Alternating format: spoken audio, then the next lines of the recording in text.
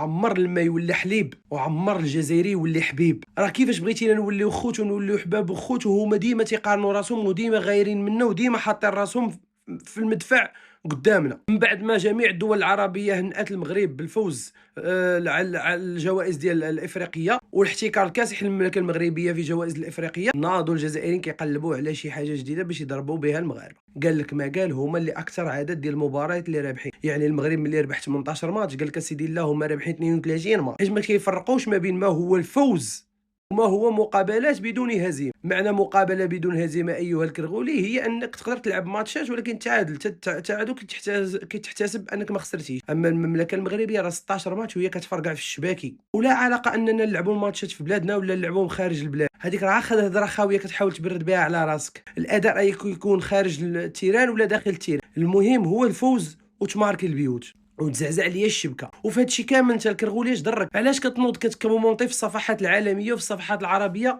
ملي كتلقاهم كاتبين المغرب 16 18 انتصار بدون هزيمه؟ شتي الغيره والحسد كيفاش دايره فيه؟ وصلات بك حتى تنوض دير فيديوهات على هذا الموضوع. مع العلم حنا مغاربه كاع ما مسوقين ليه، لاننا ولينا في العالميه ولينا كنطمعوا بشي حوايج اخرين غير الفوز. ولكن ماشي مشكل، راه دائما كيبقى الاستاذ استاذ والتلميذ تلميذ والكبير كبير والصغير صغير، واللي كيعلم العالم مع من حشرنا الله بالجوار. وجي انت قول لي خاوه خاوه